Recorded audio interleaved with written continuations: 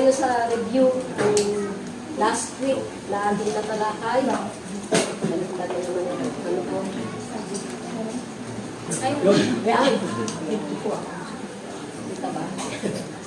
Okay, ano po yung open heaven? Kasama po yan doon sa tatalakay natin yung securing an open heaven. At ito po ay tinalakay sa Baguio. At since iba po dapat na topic tayo, kaya lang ito po yung ibinigay na ating pong tatalakayin. So yung ano po yung open heaven, sabi nga po state or condition. Ito po ay sa definition or yun po ni Pastor Gilbert, in a life of a believer. So may mga believer po close to heaven at meron naman po na open ang heaven. Okay? So, life of a believer or minister where heavenly provision are given so that he will be empowered by the Holy Spirit.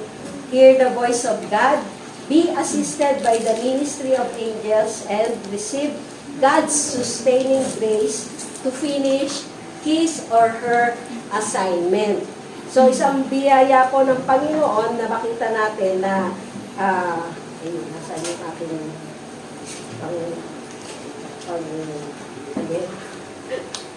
panlipat.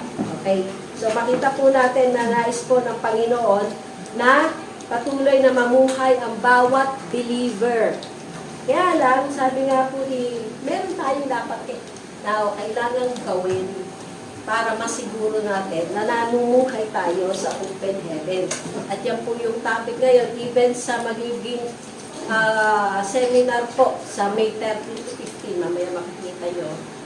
Open heaven for transformation. Kasama po ang ating bansa. So pangalawa, sa tinalakay po, ano po ba yung dalawang sides ng open heaven? So kasama po dito, yun pong the glorious side na kung saan po ay nakita po natin, nung mabautismo si Jesus, bumaba ang banal na spirito sa kanya in the form. Okay? Hindi po ang banal na spirito.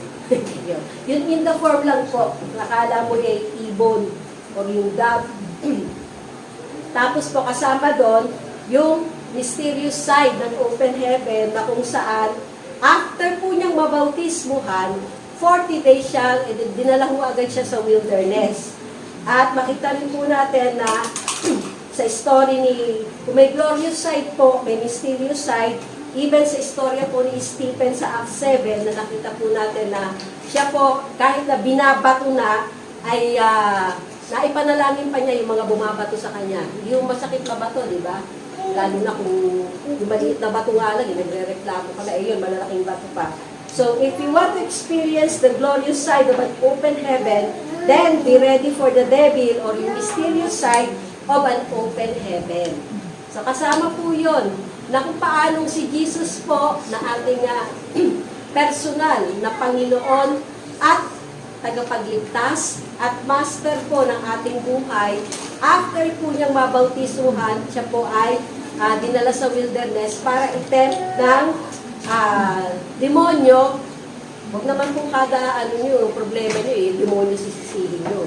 Baka mamaya kayo na lang yun. Dahil sa kagagawan nyo, inaanin nyo lang ang inyong mga kapabayaan o ang inyong mga pagkukulang. So, huwag naman po puro ang demonyo. Pero karamihan po siya ang gumagawa. Ano po ang purpose? Yun lang po, to try us, to test us, until we are proven. Aalis ka ba o hindi? Mananatili ka ba sa Panginoon na sumasamba at patuloy na naniniwala sa kanyang mga ipinangako sa iyo o gi-give up ka na? Kung paano pong sinabi sa Matthew 10:24, a disciple is not above his teacher nor a servant above his master. So dito po, pangatlo naman, makita po natin yan, maging handa ho tayo, yun lang po yun. Maging handa tayo sa warfare na meron tayo, minsan araw-araw, minsan naman, depende po sa inyo, sino pang kaaway nyo. Lalo na minsan, ang kaaway natin, sarili natin, tipo ba? Naniniwala ba kayo doon? Kaaway natin yung sarili natin. Especially, pagdating sa pagkain. Alam ng bawal, kakainin pa din. Alam ng sobra. Kasi nung minsan susukat ng damit si Dorothy. Pagsukat mo niya, Mami, gusto mo? Sabi ko, doon naman ako tagapagbana ng mga maliit. So, isang bag. Parang yung mga hindi naman lahat na magdanay para magkakapareho ng katawan. Tama po ba? Michael kasi Bati. Ayun yung dalawa. Yes. Ayun. Kumbaga kami dalawa ni Dorothy, silang dalawa naman eh. So si Mira at si Zoe hindi naman. Okay. Ayun pala si Pep at si Ellen. Okay. So, mga magtatay ba? Magkakapareho din ang katawan? Oo. 40 clouds. Cloud na, hindi si EJ Okay. Mali si EJ. Okay. So, pangatlo po, Jesus secured the open heaven, yung pong pattern. So, his commitment to grow spiritually under a mature spiritual teacher at the age of 12. Talagang ninais na po niyang matuto. His commitment to pursue and submit under spiritual authority. His commitment to restrain himself from untimely ministry exposure.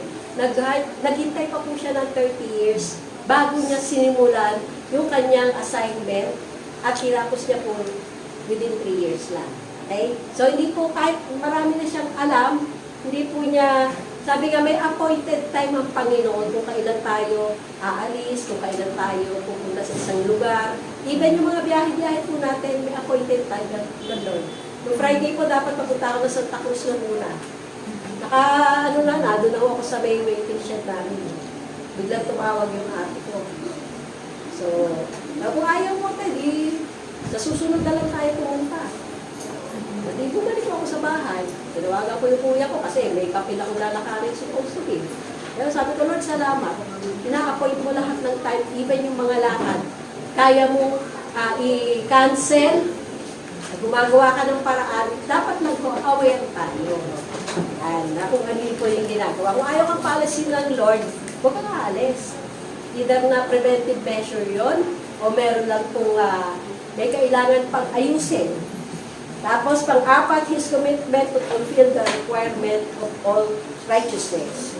At yun pong sabi ko nga, ipanalangin po sa inyo na talagang makita po natin na yung pong submission ni Jesus sa kanya pong God-given authority, position us into right standing with God. At ano po yung righteousness? Yun po yung right standing with God.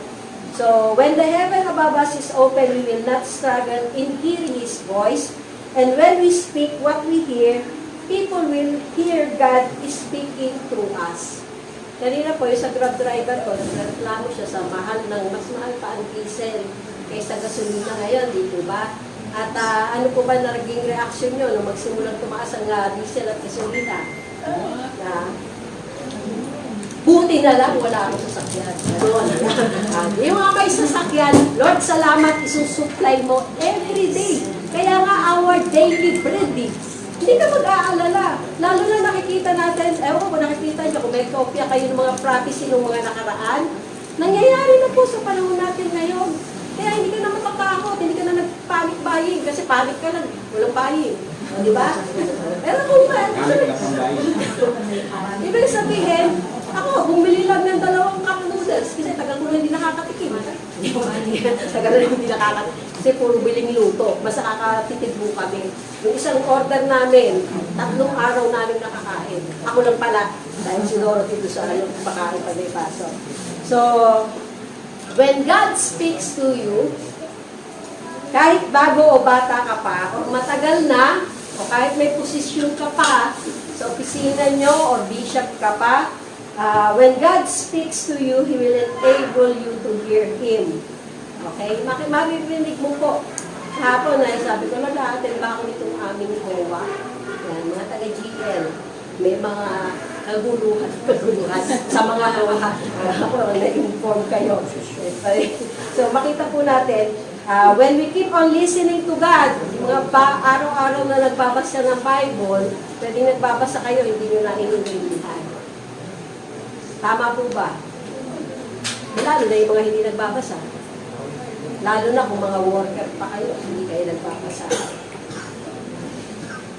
Okay? So isang ano na lang po, pakita po natin na nais po ng Panginoon na patuloy na mangusap sa mga tao through us na nakakilala po sa Kanya. Amen po ba? Kaya nga sabi ko, kahit ako yung nakikipag-usap lang sa mga driver, kaya mahilig ako doon sa harapan ng mga L300. Nakikipag-usap po ako sa mga driver, lalo na pag narinig ko na yung mga hinaing nila. Ay, malapit na po kasi dumating ang Panginoon na kasama na po yan. In a way, natatahimik sila.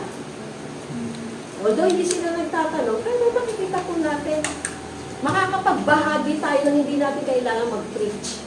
Kung ano yung alam natin na mangyayari at kung ano po yung kinakailangan nilang marinig.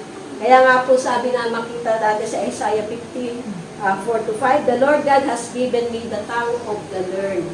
Hindi mo kailangan makapag-aral. Pero kung alam mo ang kanyang word, matututo ka. That I should know how to speak. How? Paano ba kayo mangusap? Dahil hindi siya, mahal ka ng Panginoon! Galit naman yung boses mo. Wala ka naman magawa. Hindi ka na sumusunod. Iba yung tone ng boses. At kung kailan mo bibitawan. May mga pagkakataon hindi ka pinagsasalita ng Lord. Di po ba? So, alamin mo yung timing. Kailangan meron ding appointed time. Kailan mo bibitawan yung salita. Maging pag-encourage yan, pagsaway. Alam ko, limitado kayo pagdating sa pagsaway. Pasensya na kayo, dyan ako magaling sa pagsaway. Kahit family member natin, kahit kapatid ko, kahit kamag-anak ko, pag mali, mali. Kaya lang, sasabihin ko na maayos. Hindi ko hahayaan na magpatuloy dun sa maling ginagawa. Dahil alam ko mapapahamak siya.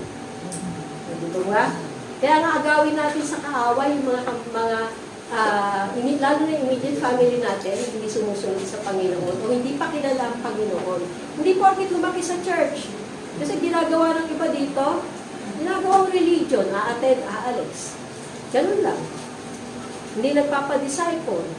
Hindi naghahanap na mapagtatanungan kung tama ba ang nararamdaman nila o mali. Although yung set up po natin, medyo mahirap talaga. Pero kaya naman yun. Tagal nyo nga sa Zoom eh. Tagal nyo nga maglaro sa online eh. Di po ba? Sino mo naglalaro dito sa online? Ako offline kasi. Naglalaro ako, pero offline. Hindi ako nag-online. Hindi ko kapag ano lang din, pag ano sa utak, hindi naman yung pinagbabawal. Pero pag mas mahaba ang paglalaro nyo online kaysa sa pagbabasa nyo ng Bible, kaysa sa pananalangin nyo, na hindi na 24 oras lahat meron tayo. Ba't hindi kayo makapagbasa? Bakit hindi kayo makapanalangin as a family? Sineset aside nyo ba? Salamat po sa mga faithful na kahit nasa kabilang sulok ng mundo yung kanilang kamag-anak ay talagang kasama pa nila sa panalangin. Okay, so yung mga ganun po, hindi po nawawalang kabuluhan sa Panginoon ang inyong ginagawa. So yung pong word in season to him who is weary, baka pagod na eh. Kaya ka ganyan. Kasi ganito. Imbis na i-encourage mo, hindi, lilipas mo. O encouragement po doon sa mga nag-worry sa mataas na gasolina o ano ba? Hindi ba kaya i-provide ng Diyos natin? Yung kailangan natin? Kailangan nyo ba magpakarga muna ng full tank? Kahit walang pakarga. Hindi, pamangkin ko kasi doon sa Sea Oil, sa may Los Baños, pakarga noon. Sabi, tita, mas mura kasi ang nila. Tsaka, mas alam ko yung, hindi ba may mga halong tubig, ewan ko kung alam nyo sa gas. Konti lang naman yung halo nila, pero itong Sea Oil, kung maghalo man, ay konti lang din. Mas konti kaysa doon sa mga... Alam ko tubig dagat niya lang kasi sea oil. So, He awakens me morning by morning, He awakens my ear. Okay? Kung ginigising kayo ng Panginoon, pati patenga nyo. Hindi yung nanay nyo nagigising, buwango ka na, tangali na! Diba? To hear us the learn. Okay, kayo ba ay learn? Baka kayo ginigising, baka hindi pa kayo learn. At nakikinig ba kayo as the learned? The Lord God has opened my ear and I was not rebellious, nor did I turn away. Wag na wag po kayo po kontra sa sinasabi ng Panginoon sa inyo. Lalo ngayon sa mga Bible reading natin, di ba may mga pagsaway dyan? Eh Lord naman kasi ganito na mga katwirang ako. Wala pong nabago sa commandment ng Panginoon sa nasa Bible. So, open heaven for legacy transfer, part 2 po tayo.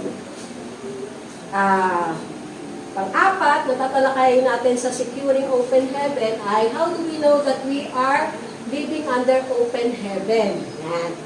So, kaya niyo po bang basahin Matthew 3:16-17? As soon as Jesus was baptized, he went out on the water.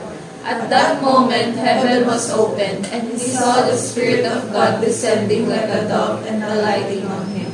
And a voice from heaven said, "This is my Son, whom I love." Okay. So, makita po natin, unang-una, paano natin malalaman na we are living under open heaven? Our life and ministry are empowered by the Holy Spirit. Kung paano po si Jesus bago nag-start ng ministry ay binili na din yung kanyang mga disciple. After niyang muling mabuhay, huwag muna kayong aalis hanggang kayo ay yung Holy Spirit ay patuloy na bumula sa inyo dahil na-empower niya. So dito po, makita natin ano ba yung fruit ng Holy Spirit empowerment sa buhay po natin. Unang-una, consistent spiritual growth. Not seasonal. Yung bagang personal ko pong experience, sabi ko nga magpo 40 years na ako sa na makilala ko ang Panginoon. Hindi yung si pastor ang inuna ko. Okay? Ang inuna ko talaga yung hunger sa word na kahit hindi ko pa naiintindihan ng Bible, nagbabasa na ako. And until now, kaya ko humunod po maghapon na nag-aaral lang. Nakikinig lang. At masakit sa likod. Okay, yung maghapon. Sabi ko, Lord, kaya ko palang wag gumawa ng ibang trabaho bahay o na nakapaglaban na ako kahapon. Pero kaya pala. Basta po na andun yung hunger and thirst nyo sa Panginoon. Sabi nga po yung consistent spiritual growth. Kaya nga nung una, hindi mo pa alam kung paano pakikinggan yung boses ng Panginoon yun o boses ng kaaway. Minsan, hina-highlight pa natin, boses ng kaaway ito. Pero yung boses ng Lord, narinig mo ba? So yun po yung i-desire natin na marinig natin.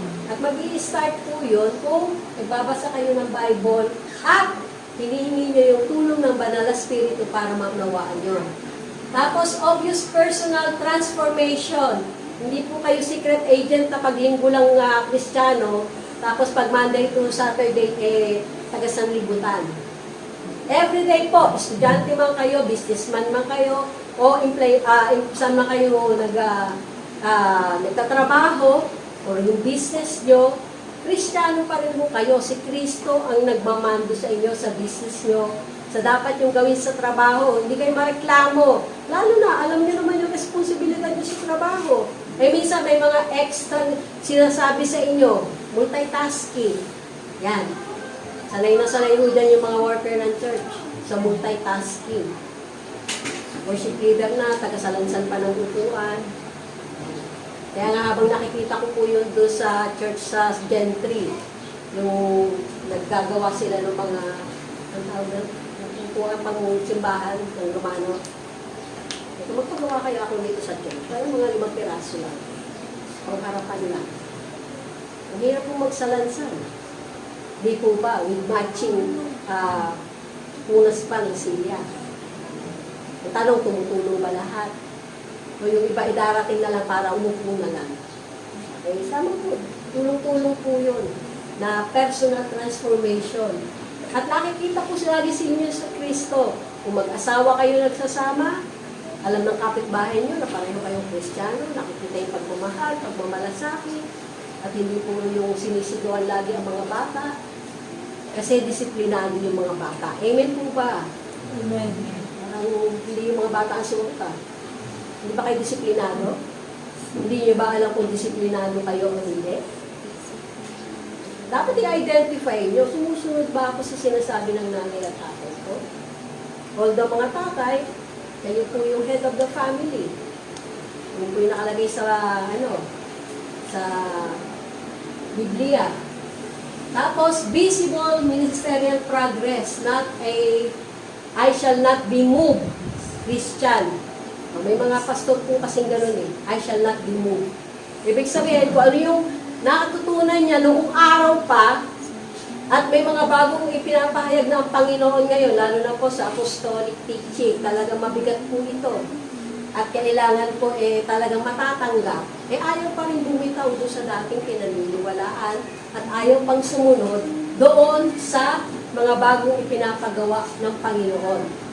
Isang bagay lang po ang alam ko kung sumunod tayo sa Panginoon with regards sa mga utos po niyang binitawan noon na tinanggap natin, tapos bigla nating tinigilan, aanihin po natin yung consequence ng ating ginawang gano'n, pero madali pong mag-repent at kayo at between you and God lang, kasi hindi ko naman kayo kilala lahat eh.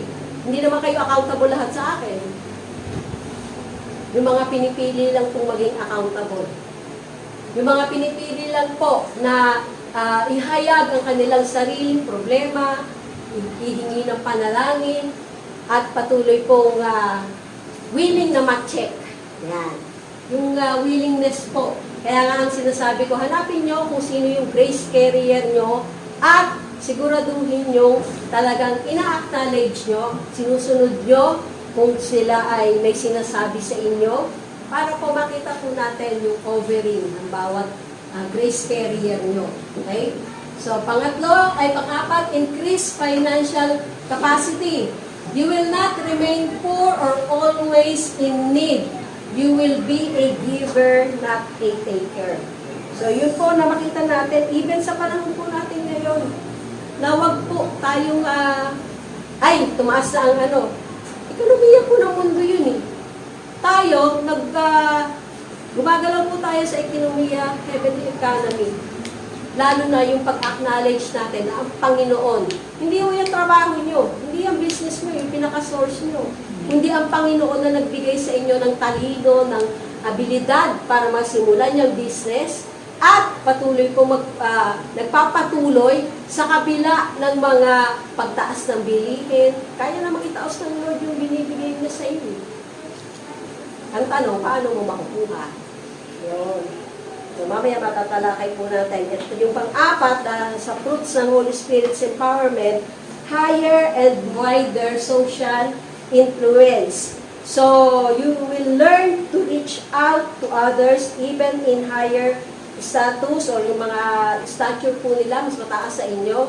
Hindi ka mag-aalangang lapitan at patuloy po. Yung simpleng God bless you lang. Hindi nyo pa masabi sa manager nyo. God bless you po. Hindi nyo alam, na-appreciate nyo ng mga tao. Yung mga driver na God bless you. Thank you po. Although hindi lahat thank you. Pero yung i-bless mo lang sila. At yung kung may problema man, sabihin mo, kaya ng Lord yan. Saglit lang yan, lilipas din yan. Bukas, iba na. At piliin po natin magbigay ng encouragement. Second, how do we know we are living under open heaven? Our life and ministry are nurtured and sustained by the now word of the Lord. So, pakibasa po, Matthew 4:4. So Jesus replied, "It is written and forever remains written. Man shall not live by bread alone, but by every word that comes out of the mouth of God." Ano ang mali nito kinakain? Ako kahit po nag-i-insulin ako, kaya kong hindi kumain. Pag hindi ako nagugutom. O hindi bumababa yung glucose ko. Dahil tinitignan ko na po yung epekto ng katawan o ng katawan ko doon sa aking tinitake na insulin. So, hindi ko yung insulin na magdidikta sa akin, kundi ako mismo kung ano yung kakainin ko. Although may mga pagkakataon ko na, lalo na pag nagutom ako, minsan sumusobra, pero minsan yung isang cup ng kanin, kung maglagay man ako doon sa maliit kong plato, 1/4 lang ng kanin. Pagka medyo may o hindi dadagdagan ko, hindi ko yung bulto agad. Okay, kasama po yun sa pinag-aaralan. Lalo na pag nasa gathering tayo. Na makita ko kung hindi ng Kristiyano po. Kung makapaglagay ng kanin sa plato, kala mo mauulog ka. Kasama po yun. Papaturo ka kay Ate Jerry kung paano. Okay? Sabi po sa Jeremiah 15:16, your words were found and I ate them. And your word was to me the joy and rejoicing of my heart. For I am called by your name, O Lord God of hosts. Makita po natin, bawat isa sa atin, magkakaiba ng pinanggalingan, magkakaiba ng pangalan, magkakaiba ng pinagmulan, pero tinawag tayo ng Panginoon. At tumugon tayo. Wala naman pong kalooban ng Lord na mapahamak eh. Kaya lang, doon sa mga tinatawag niya, tumugon po tayo. At nawa magpapatuloy tayo hanggang sa siya po ay dumating na. Lalo na nakikita na natin sa panahon ngayon na malapit na po. Sabi nga po, di ba pagka ordinaryong food, yung or yung lagi mong kinakain, ano ba lagi mong kinakain? Burger, Tapsi. Pag lagi na, kasi minsan na-amaze ako sa mga tao na wala nang, lagi na lang umu-order sa mga, yung mga mabilisan, even yung pagkain mabilisan, na hindi mo na manguyan ng tama. Diba? Hindi mo ninanamnam. Pag yun ang lagi mo kinakain, di ba, hindi mo nakakainin. Tama ba? Kain din kayo ng kain. Fishball, kikiam, Minsan. diba? Yung isaw, na wala pa raw bumibili kahapon. Kaya akala ko, negosyo na nila. Bibili sana.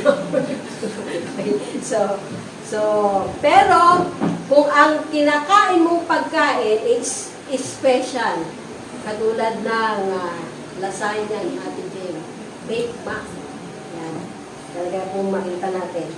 Di ba itatabi mo, lalo na kung nasarapan ka, hindi mo papaalam sa kapatid mo, tatago mo kung saan mo hindi makita na. Di ba tinatabi natin, gusto natin tayo lang yung kakain. Tama po ba? O ako lang yon. Wow, ako lang pala yun. Hindi nyo tinatabi kasi naubos nyo na, ganon. O, di ba? Yun yun eh. Kaya ako matipido ako sa aking pagkain. Okay? Kung ano lang yung dapat na tamang dami na kakainin ko, yun lang din yung kinakain ko. Kasi ayaw kong nagtuturok na mas maraming insulin. So, kung maaari lang naman na hindi mo i-share. Okay? So, dalawa lang naman nung kami ni Dorothy. Kaya, okay lang na magtabi ako ng mas maraming amount sa kanya. Ikaw lang ang kakain. Makita po natin na yung pong dati, nung dinala po kami ni Pastor Wilbert sa Malaysia sa kanyang spiritual father, si Dr. Jonathan David. O, nung umattend siya mismo, mag-isa lang siya. Tanong mo sa kanya, where is your wife? Second attend, siya pa lang din. At ang tanong ulit, where is your wife? Kaya po nung naintindihan niya na sabi nga po di ba pag umaattend kayo, even sa summit sa Baguio, dati mga pastor lang din. Tanda pa namin yun, nasa FBR pa lang kami. Pero ngayon, nasa Baguio Convention Center na. O ngayon po, nitong mas marami dahil kasama na po yung mga elder, may mga galing pa sa ibang lugar, Cebu, Lapu-Lapu City. So, ganun po, napatuloy na yung quality ng food. Kaya, yung quality ng food, idedetermina din po yung attitude nyo towards it. Sino rito yung maraming tinatapon na pagkain pag hindi nagustuhan? Titikman lang. Ay, hindi pala masarap. O, tapon. Di tapon din ang pera. Di po ba? Pero kung inalok mo sa iba yan, baka mas gusto naman nila. Ganun lang. So, in the same way, we are exposed to the Word of God. Maski sino pwede mong pakinggan. Di po ba? Lalo na sa YouTube kayo, pwede ka na lang makinig eh. Pero, tumatanda tayo. Lumalago ba kayo doon sa pinapakinggan nyo? You cannot afford to eat anything offered to you, so you need to be choosy. So you need to know your diet. Kaya po sinasabi ko sa inyo, apostolic teaching na po ang ipinapakain sa inyo ngayon, even ng mga elder. Iisa lang po yung aming kinakainan. Yes, hindi naman ibig sabihin nun ay hindi, huwag ka nang huwag ka nang tawag dito, huwag ka nang kumain sa iba. May mga coach po kami dyan, galing kay Miles Monroe, galing kay, sabi ko nga sa akin po, nag-start ako noon kay Gary V. Johnson. Nalimutan si Gary Johnson, nung nagsimula po akong kumuha ng, at hindi ko naman po alam bakit. Kasi may desire lang ako noon. Tapos nag-aral din po ako noon sa COP ba, Pastor? Yung mga seminar na natin na marami din po. Pero nung nakita na po namin pinaka-source or yung carrier ng grace na kung saan ay patuloy po, bagamat masakit, dahil na dadaanan din po ang aming mga kamalian pag nagtuturo. Pero magpatuloy lang. Dahil sabi nga po dito, ang iyong mga salita ay natagpuan at aking kinain. Ang tanong, kinakain nyo ba ang mga salita na inyong natagpuan? At unang tanong, natagpuan nyo ba? Yun. At sa ganang akin, ang iyong mga salita ay katuwaan at kagalakan ng aking puso, sapagkat ako'y tinatawag sa iyong pangalan, o Panginoon, Diyos ng mga hukbo. Kaya wag pong maging discerning po kayo pag sinabing sila ay Kristiyano. Dapat nakikita po sa kanilang mga gawa. Bakit? Kasi po, sabi sa John 1:14, pakibasa niyo po. The Word Christ became flesh and lived among us, and we actually saw His glory. Glory as belongs to the one and only begotten Son of the Father, the Son who is truly unique, the only one of His kind, who is full of grace and truth, absolutely free of deception. Okay. So, sabi nga po, yung became flesh. And the Word became flesh. Dapat po yung mga salitang kinakain natin, nakikita rin sa buhay natin. At makita din po natin, sabi nga po, an expired pastor preaches an expired message to an expiring congregation. Bigat, no? Kaya po kailangan, yung mga gamot na expired na iniinom nyo pa ba? Kaya hindi, kahapon lang naman na-expired, pwede pa itong may effect pa. O chocolate daw na-expired, pwede pang kainin. Basta, lalo na pag hindi inaamag. Okay? Kasi baka mamaya. So, sabi nga po, if you hear the word teaching is relevant, and pag nagsasalita ay laging bago, hindi na yung mga alam mong 30 years ng pastor pero nandun pa rin sa repentance. Hindi na nawala to. Hindi ko sinasabing huwag ka na mag-preach na mag-repent ang mga wala pang personal na relasyon sa Lord. Kaya lang talagang ma-identify mo na dapat dito lang sasabihin yun. Dito lang sa taong ito. Kung yung congregation mo matagal na at yun pa rin ang pinipreach mo, mahirap na po. So, bakit ka magko-connect dun sa may mga bagong itinuturo? Because it is a divine orchestration of God, so we will be able to connect you to the source of your spiritual nourishment. And the moment you are able to hear and receive, this should be your attitude. So, yung po Jeremiah 15:16. May mga sinabihan po ako dito mga leader na nandito pa naman ngayon. Binanggit ko po sa kanila, baka gusto nyo, kung hanapin nyo yung grace carrier nyo. Kasi hindi po ako nag-ano na, hindi, dapat dito pa lang. Kasi gusto ko, yung makita yung spiritual maturity nila. Alam ko may pinagkatiwala ng Panginoon sa akin, pero binanggit ko po sa kanila yun. Hanapin nyo yung grace carrier nyo, kung saan kayo mabibuild up. Hindi ko kayo pipigilan. At hindi ko naman kayo tinataboy. Pero sabi ko nga, yung dumating sa akin yung desire na baka hindi ako Alam niyo, yung atake ng kaaway, hindi mo nakikinig sa iyo yung mga yan, di ba? Mga ganon. Hindi mo naman nabibuild up. Yun ang ano ko na talaga mabuild up kahit na masaktan. At yung willing na makorek. So, kaya po every time na may annual or mid-year intake sa Baguio o sa saan mang lugar, yung mid-year intake po kasi nagbago na ng strategy si Pastor. Meron lang yung Metro Manila at nandito lang sa Tagaytay, sa Goshen. Pero siya na po yung bumababa sa mga probinsya, Bicol, Cebu. Siya na po yung nagpupunta. Para hindi na po, lalo na ngayon, mahal na gasolina. Pero yun na po yung ginagawa niya yearly. May mid-year intake, hindi lang yung pang January, so meron pa rin pong mid-year intake, bago pa po yung intake sa Malaysia. Kaya po, binabudget na namin yun. So when Elijah was discouraged, he ran and became tired. God gave him food that sustained him for 40 days. Isang Jollibee hamburger lang, saka gulaman. May gulaman ba Jollibee? Okay? Pero makita po natin na 40 days.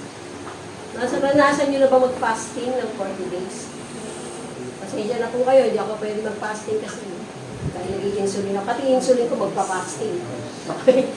Mahirap naman yan na tataas ng gusto. Yan. Makita po natin, that is the quality of food we need to seek. Isang word lang ng Panginoon na pangako niya sa iyo. Nung time na sinisik mo siya, binigyan ka niya ng word, panghawakan mo. Kaya nga yung sinabi ko sa inyo last week, may mandato na po ang Lord ngayong taon natin asikasuhin yung Vista Verde. May budget na ba ang church? Hindi ko tinatanong. Pero yung sinabi ng Lord, madali na yan. May mga lalakarin. Ako rin na maglalakad ng papel dahil nasa pangalan panidilin. At dahil may pinadala naman ako, nabasa mo na ba, Mina? Yung sa galing ng ako hindi ko pa kasi na-print. Mahirap po magbasa sa Parang pinorward. Pinorward lang niya yung sagot po. Ayan. At hindi ko pa una pabasa kung ano sinabi. May nalaki mo sa. So, makita po natin na found, receive, fresh, eat. If it is consistent and you ate, the word becomes flesh and it will impart divine nature. Kailangan po maging flesh, maging totoo, ini-a-apply na natin sa buhay natin. Pag nag-discourage ba kayo, nagdedwell kayo sa inyong discouragement, imbis na mag-dwell kayo sa kung ano sinasabi ng Lord. May gumagawa ko po ba dito, Lord, ito problema ko, ano ba sinasabi ko, sabay yung lahat. At kung ano yung makitang salita, ayun na. Mangungusap po sa inyong spirit to spirit po ang usapan natin. Kaya, ang tanong, buhay ba yung espiritu nyo? Consistent ba kayo sa pagsik sa Panginoon araw-araw? Hindi lang yung faith ng parents nyo. Kundi personal kayo, lalo na matatanda na kayo. Matatanda na raw, ayaw mga kayo. Sabi, may edad na kayo, may sariling pag-iisip na kayo, para malaman sino yung nangungusap sa inyo. Baka mas naririnig nyo yung boses ng kaaway. Maglaro ka na. Di oras ka pa naman. Kami mo pang bakanting oras. Sige na, maglaro ka na. Lalo kung may vacant kayo sa school, pwede nyo gamitin para makapagbasa kayo. Kung nagmamadali kayo sa umaga para makapasok. Ako, habang nakasalang yung labata ko, pwede nagbabasa ako. Para-paraan lang. 24 oras. Desire mo lang at yung disiplina mo. You will become what you eat. You will be partakers of divine nature if you are consistently a recipient of the Word of God. So, makita po natin, noong time po na maraming nagsiseminar na mga religious or mga, kahit sabihin po natin Christian, maraming nagsiseminar sa Maynila. Pero sabi nga po ni Pastor, nung minsan sa isang seminar, 8 speaker yung nagsasalita. Umuwi na lang siya doon sa kanyang condo. Yung kanyang Airbnb na tinitigilan. Kasi nalito na ho siya eh. Sino ba yung pakikinggan niya? Okay? So dito po, sabi ko nga, yung makita natin na wag po tayong sino po dito yung mahilig sa eat all you can? Taas ang kamay. Oo. Yeah. At least, di ba? Umami si Ate Jeng at saka si Micah. Sayang. Kaya hindi lahat ng kinakain. Oh, yun. Favorite mo. Favorite lang yung kinakain. Pero pwede mo, kahit pwede mong kainin, pero pinipili mo lang yung favorite mo. Pero sabi nga, eat all you can. Hindi pa kayo nagpupunta sa eat all you can? Kung ayaw nyo lang aminin na talagang kinain nila. Diba? Pero sabi nga po, yung mga nagkakaedad, and even kahit mga bata pa kayo, maging choosy na kayo sa inyong kakainin. So, lalo na po, yung mga may maintenance na. Sabi nga po, you become what you eat. Pag masarap, tinatago. Dahil ikaw po, pag masarap, itatago mo, gusto mo, ikaw lang. Pero pag nasarapan ka, talagang binibigay mo pa sa iba. At inirekomenda mo pa sa iba, masarap kumain dito. Di ba? Pero minsan, may mga kanya-kanya tayong na taste, may preference kayo. Yung masarap sa kanya, sa'yo, hindi masarap. Lalo na pag maanghang. Okay? So, dito po makita natin na, so, how do we know that we are living under open heaven? Our life and ministry are constantly opposed by the devil. Kung paano pong sinabi sa Matthew 4:1, then Jesus was led by the Spirit into the wilderness to be tempted by the devil. After po niyang ma-empower ng Holy Spirit, bigla po, dinala siya ng Holy Spirit sa wilderness para po i-tempt ng kaaway. So sabi po sa 1 Peter 5, na makita natin, so kung tayo po ay patuloy na lumalakad sa walking with God under open heaven, expect persecution, expect accusation. Not from the outside, but from the inside. Sabi, it is God who will direct you, but if it doesn't mean naglalayo ka sa lugar ng mga demonyo. Dapat po na makilala natin siya. Kasi nga kung paano ko po sinabi, hindi na po yung mga taga-sanglibutan ang itetempt ng kaaway, kanya na yun eh. O sino po? Yung mga nakakilala sa Panginoon. Yun po yung kanyang tatargetin. So, kung paano po sinabi sa Revelation 12, o sabi nga po dyan sa 1 Peter, be sober, well-balanced, and self-disciplined. Be alert and cautious at all times. That enemy of yours, the devil, prowls around like lang po, is a roaring lion, seeking someone to, nagkabalik-balik na yan. Around like a roaring lion po yan, seeking someone to fiercely hungry devour. Okay? Magpakatino kayo. Magpakatino daw. Sabi sa Tagalog, sa Pilipino, magbantay kayo. Ang diablo na inyong kaaway ay tulad ng leong gumagala, katulad lang po. Hindi po siya leon. Katulad lang, gumagala at umuungal nang mahanap ng kanyang malalapa. Kaya wag ho kayong magpapalapa. So sabi po, paano sinabi sa Revelation 12:9, the great dragon, ayan, was hurled down, that ancient serpent called the devil or Satan, who leads the whole world astray. He was hurled to the earth and his angels with him. So meron po, hindi lang po si Satanas, may mga anghel din po siya. Then I heard a loud voice in heaven say, now have come the salvation and the power and the kingdom of our God and the authority of His Messiah. For the accuser of our brothers and sisters, who accuses them before our God day and night, has been hurled down. So makita po natin na patuloy na they triumph over him by the blood of the Lamb and by the word of their testimonies. Kaya wag niyo pong itatago ang inyong mga testimony kung paano kayo sinusustain ng Lord, paano kayo pinalakas ng Lord. Especially, kung may mga ginamit na kapatiran, through web lang yan, through messenger lang yan, napalakas kayo. Bakit kayo mapapalakas? Kasi alam nila yung problema niyo. O kaya nakapag-post. Yan. Nabasa niyo ba yung mga sa The Overcomer? Okay? They did not love their lives And by the word of their testimony, they did not love their lives so much as to shrink from death. Therefore rejoice, you heavens, and you who dwell in them. But woe to the earth and the sea, because the devil has gone down to you. He is filled with fury, because he knows that his time is short. Kaya ganun na lang po yung paggawa ng kaaway ngayon. Alam mo niya malapit na ang kanyang oras.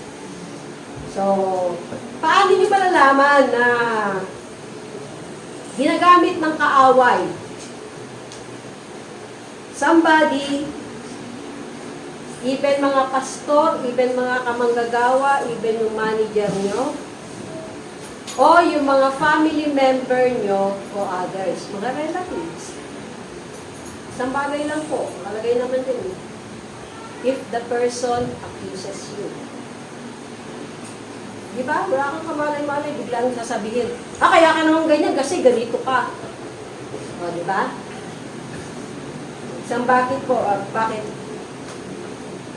pakita po natin, intentionally ang Holy Spirit dinala si Jesus sa wilderness. So makita po natin, bakit tayo i-accuse. Kung namumuhay po tayo sa open heaven, the devil hates you because you are advancing the kingdom of God.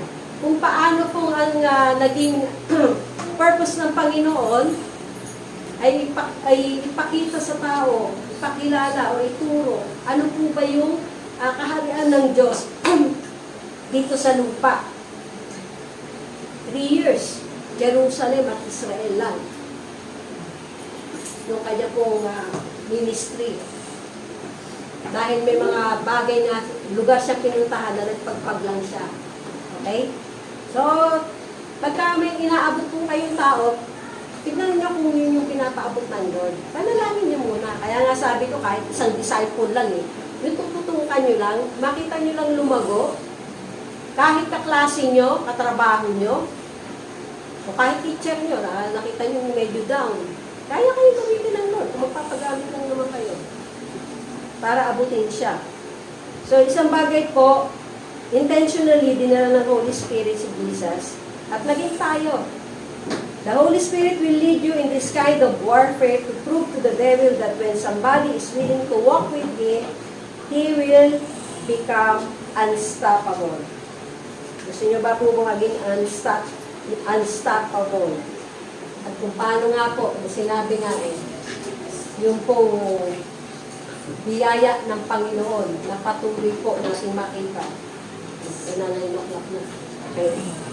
So, dito po sa after po ng temptation, nakita po natin. Then the devil left him and angels came and ministered to him, bringing him food and serving him.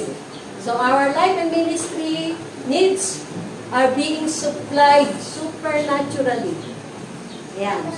Tumaas ang presyo ng gasolina. Sino po dito yung nag-worry? Sino yung dito yung bumili agad ng stock nila? Okay? Sa mga may baby po, natural na mag-stock agad pangailangan ng ama. Eh since wala naman akong inaalagaan, alam ko naman yung aking ako supply na maayos, kahit na sabi nga ni Dilin, Mami, nung on-site ako, miss ko yung anak ko. Kaya ako ay, nung pumunta nga lang ako nung Lunes, nung pinakitaan ako ng video ulit ng Marcos, napaiyak ako. Namimiss ko na yung ako ko. Ganong klase na. Pero isang bagay nga po, sabi ko nga, kasama po dun kasi sa pag-iingat, alam mo, pag pumunta ng marami kahit hindi sa mga kamag-anak po nila, hindi nagpupunta sa mga malalaking gathering sa immediate family. Kasi nga, di mo maiwasan kahawakan. Kami nga, bawal bumalik kahit paa. Diba? Hindi mo kami na-offend. Kasi yung iba na-offend hindi mo nakabayan, hindi mo pinagmano, na-offend agad. Eh alam mo natin, pag-iingat po yun. Pastor Wilbert, kasama nga ako doon na style na niya At then, binulugar naman niya na, kaya siya may hawak na kape. Kasi nga lahat magmamano. lahat kakamay. Sabi niya, nag-iisa na nga lang yung kamay ko eh. Siyempre, pag ano mga summit, di ko na. Wala, sabi niya, buti kung dalawa yung kamay ko na makakapag-disinfect siya, di ba? So, sabi niya, huwag kayong ma-offend. Ganun lang naman po yung pagsasabi ng tapat ay pagsasama ng manuwa. Dito ba? So, dito po makita natin na bakit yung po na-create ba ang mga anghel? So, bakit po ba kinreate ang mga anghel? Inutusan niyo po ba yung mga anghel? So, medyo malabo po yan, pero sabi po sa Hebrews 1:14, are not all the angels ministering spirit sent out by God to serve, accompany, protect those who will inherit salvation. So kung na-inherit na po natin yung salvation, kasi minsan dati ako nagtatanong sa Holy Spirit eh. Pero ngayon, ang ganda ko, nandiyan sa kung nga nailagay kong ganito, naituturo naman ko. Di ba? Kasi minsan papanik ka na talaga, hindi mo makita kung saan mo na ilagay. Ayan. So dito po natin, makita natin ang mga angels ay yung heavenly Lazada at Shopee. Bakit? No need to order because God knows what you need. Alam na pala ng Lord yung kailangan ko eh. Give us this day our daily bread. Pwede mong i-itemize doon. Okay. So, not only pang personal, but even yung business nyo, even yung mga pinaplano yung investment, ipagkatiwala nyo muna sa Panginoon at huwag kayong humakbang agad. But even what you live in the ministry, yan. So, ganun po yung ano ko. Nung sinabi sa akin ng Lord yung word na simulan na yun sa Vista Verde, bagamat open pa rin po. Sabi nga, yung pa dapat dito, hindi na nga natuloy. Dahil yung concern din po nila Sister Marley at Brother Edwin ay yung sa church din. Pero makita po natin na, sabi nga, hindi naman sa pangaba pa na. Bakit hindi pa noon, Pastora? Yun ang sinabi ng Lord. Marunong pa ba ako sa Lord? Ngayon na sinabi, ngayon ang hahakbang. Ganun lang naman po yun. So, do you know who God is in your life? So, dito po, sabi nga po which of you, if your son ask for a bread, will give him a stone? Or if he ask for a fish, will give him a snake? If you then, though you are evil, know how to give good gifts to your children. Minsan nga, hindi dapat bigyan eh. Binibigyan mo pa rin dahil anak mo eh. Kaya na maging maingat po tayo mga magulang sa pagbibigay sa ating mga anak. Natututo po ba sila o hindi? Nadidisiplina po ba sila? Bili po ako doon sa isang kabataan dito na sabi niya, pag may kailangan siya sa kanyang mga gadget para magamit sa school, siya po yung nag-iipon. Although able ang kanyang magulang. Kayo, puro hingi ba sa nanay at tatay? O marunong din kayo mag-ipon sa personal yung pangangailangan? At yung pangangailangan nyo pag kung may gusto kayong bilhin, nakita nyo, balikan nyo after 3 days kung kailangan nyo pa din. So, hindi ko kayo mag-go through sa impulsive buying. Tapos makikita nyo, naka-stock lang sa bahay. Hindi nyo pala magamit. Diba? Gano'n na ang gagaling ng mga sales agent ng mga, di po ba? Pero paano po mangyayari ito? Na magbibigay ng good gifts to those who ask Him. Yan lang naman po, Matthew 6:33. But seek first the kingdom of God. Naghahari ba ang Lord sa buhay nyo? Kanya pang mga salita ay patuloy niyong nai-apply sa inyong buhay. And His righteousness and all these things will be provided for you. Ibig ba sabihin, Pastora, pag hindi pinag-provide ng Lord, eh hindi ko sinisik ang kanyang pag-ahari. Isang bagay lang po, minsan tatanungin nyo lang, Lord, may pinapagawa ka ba sa akin? May gusto ka bang matutunan ko? Ganun lang naman tanong. So, isang bagay po na natutunan ko na sabi nga, our ministry need is not dependent on the economy of the world. Kung magkano lang yung tinatanggap ng church or who your supporter is. Kasi po, walang recession sa langit at wala pong panic buying. Sana sa atin, wala na rin nag-panic buying. At wala na rin nagkaroon ng anxiety sa pag-iisip saan kung kaya kukunin yung magiging panggastos namin. Sa buhay po namin ni Pastor, natutunan ko ng hindi mag-panic buying at hindi rin mangutang. May nagpapautang. Pero hindi ako nangungutang. Hindi po ba? At kung mangutang man ako sa pamilya ko, sabi ko nga yung inutang ko sa nanay ko na 100,000, dahil ako rin yung nag-ipon dun sa pension niya. Kama, utangin ko muna itong pera niyo kasi may, ano ko, hindi ko na mapanda ko sa ulit. Pero ngayon ko po binayaran sa mga kapatid ko. Pinaghati-hati ko po yun. Kasi inamin ko rin sa kanila, ako may utang kay mama noon. Binayaran ko din po. At yung mga kapatid ko naman sa abroad, may mga utang din daw po. Dalang pa yun. Hindi nag-uutang, iniyak ka ng nanay ko. So, no crisis in heaven. So, meron pong storehouse ang heaven for us. Pero kung offline or closed, offline sa inyo, online sa iba. Alamin nyo bakit. Okay? At yung, sabi nga po hindi will ng Lord na tayo po ay manghiram. Although pagdating po sa mga co-op, mangutang ka para maganda yung dividendo mo at pwede kang maging, kuya ko, utang, ganun pala dapat nilihulog, dineposito niya, inutang din niya. Kasi daw, hindi ako nangungutang, kailangan mangutang ako. Ano mo paggagamitan, gano'n? So, sabi po dito sa Deuteronomy 28:12, the Lord will open the heavens, the storehouse of His bounty, to send rain on your land in season, and to bless all the work of your hands. Yung tamang work of your hands.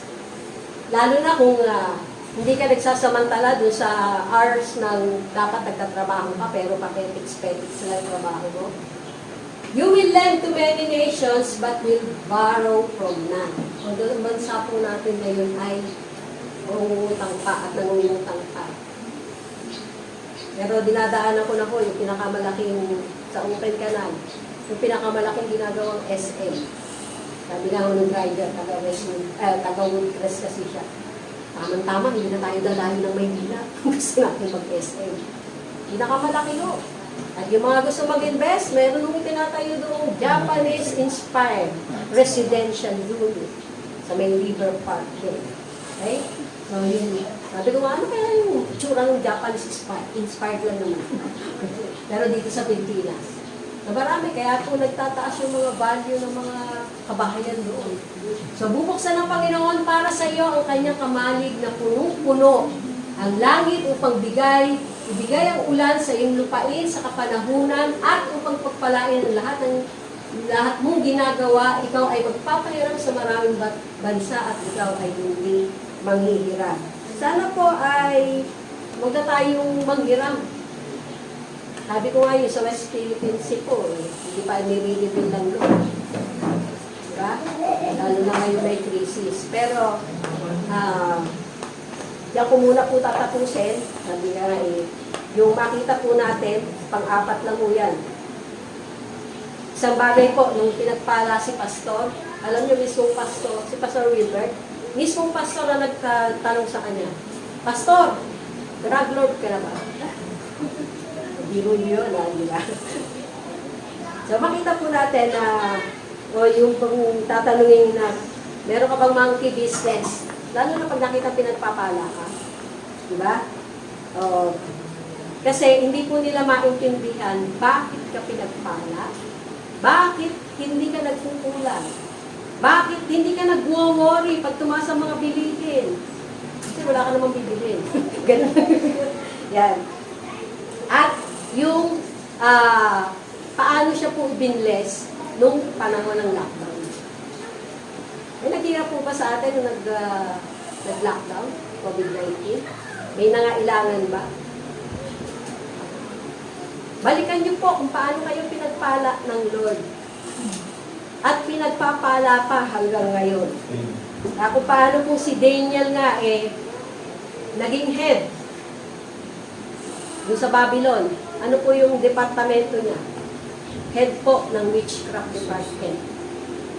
Kasi nga po, matalino siya may wisdom. So, yung mga magician, doon po siya unang naging head. So, yung accuser po ng brethren, wala po sa labas. Nasa loob po yan. Hindi ko siya sabi sa loob ng bahay nyo. Pero mas malawak po nasa loob ng church. Meron pong isa niyan. May isa niyan. Okay. Meron po. Kaya lang maging aware tayo at huwag mo tayong magpagamit na tayo yung maging accuser. So, isang biyaya po ng Lord na makita po natin. So, may pakilipat na dun sa ano, doon sa Dr. J. Sa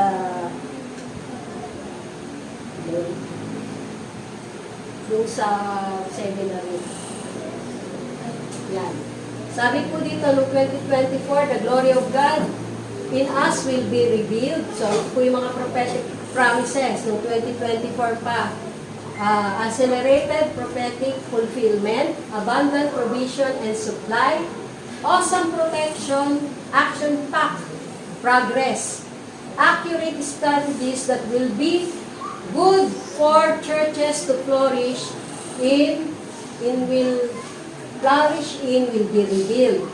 At ngayon naman po, sabi nga si Dr. Jonathan David po ay hindi na rin nakakatayo. May Parkinson's disease po siya at hindi na rin ganyan yung kanya itsura.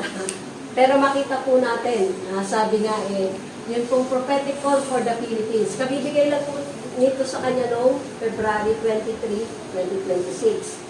At kasama po dito, kaya po nagpatawag ang ISAAC Philippines ng seminar sa Tagaytay. So, kasama po dito, prophetic call for the Philippines. Sabi, God is giving the Philippines another chance to turn herself toward destiny. May destiny po, magandang destiny po ang Pilipinas. Toward righteousness, so that the wicked will not have a chance to stay. So nakikita na po natin yung mga exposure.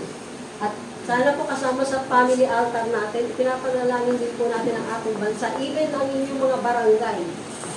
But God has been merciful to us and we have repented. For surely the hand of God will bring judgment on the wicked and it will begin to cause the wicked to turn to righteous way. So isang bagay po na makita, He will even judge the poor by giving them hope, by giving them the spirit of righteousness so that they will not compromise and they will not yield to sin because of their circumstances. So ito po makita natin ang mangyayari sa buhay po ng ating mga kababayan. At even po sa mga nakaupo sa opisina na patuloy pong mabago. So I see that the wicked will have less and less stranglehold over the poor so that the poor will have a voice to say and do what God wants. Di po ba kaya may mga sindikato, even nga yung mga badyaw dyan na nanglilimos. Kanina nga sabi nga ng driver, ang laki-laki ng katawan. Ang daming bit-bit na tapos sabi, mahilig mag-isahod. So kasama po pala dun sa kung paano susustain ng Lord. Di ba kanina sabi, nakalagay doon, you will be a giver, not a taker. Kung lagi ka nakasahod ngayon, sa susunod naman, ito naman yung tagabigay. Amen po ba? Amen. Okay. So, the hand of God will come strongly even to turn the poor into the strength of the nation, to become the role models of the nation, to become the stakeholders of the nation instead of being controlled and held back by the works of the enemy. The wicked will have another chance to turn their hearts around. I sense that the Spirit of God will do a quick work in the next 2 to 3 elections to bring the nation into the destiny of God for the Philippines. So yung mga pagdating po ng 2028 ay boboto na kayo. Ngayon pa naman po, paghandaan na natin. Sino? Ha? Lenny. Ha? Lenny. Lenny.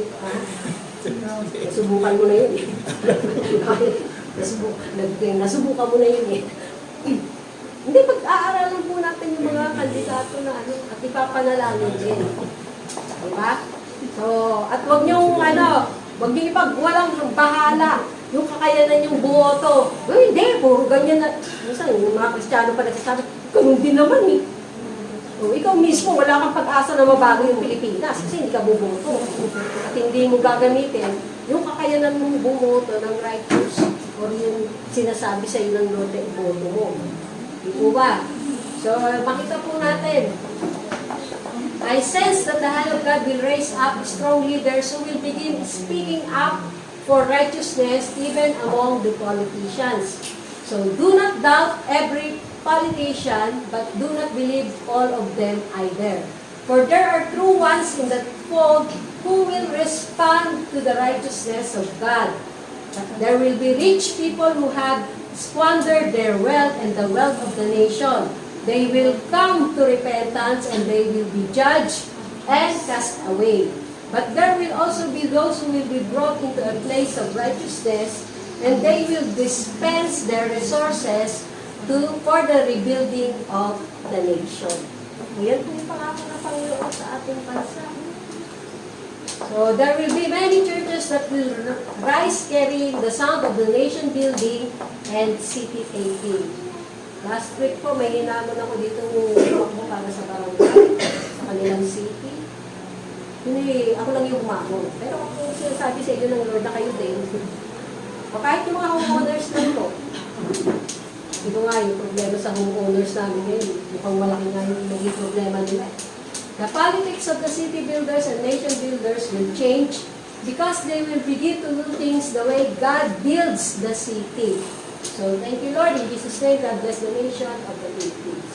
At tinanggap po natin yung award na yan na pinrapisay ni Dr. Jonathan David, na kahit hindi na po nakakapagsalita, hindi na nakakalakad. Talagang sabi nga ni Pastor Wilbert, yung time na nakita niyo, tinapay niyo na lang. Kabastol, nagtumakan. Sabi ko nga, kasi ganun din yung naging sakit ni Daddy, o may Pastor Andy. Pero hindi naman siya dumating sa ganung klase na although tinatayo ko siya noon. Pero nakakalakad pa lang. Kaya lang yung apple na binigay ni Ayo. Ay, ubas pala, no, grapes. O, yun. Nilunok agad lahat eh. Malaki yung grapes eh. Nilunok agad. At yun po yung, sabi nga kasi akala ko yung Parkinson's yun dahil yung namatayan. So, ganun pa rin po yung sa pagkain din.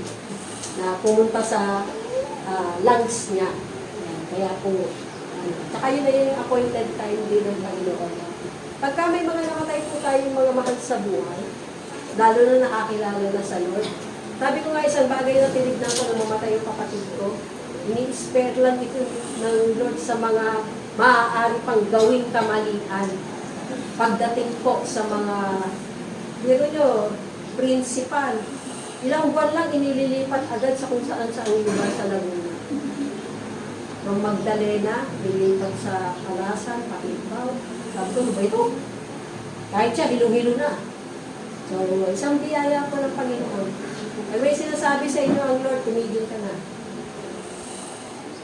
Gawin mo na yung assignment mo. Next week po natin makapalakay. So, this prophetic word reminds us that God is still working in the destiny of our nation.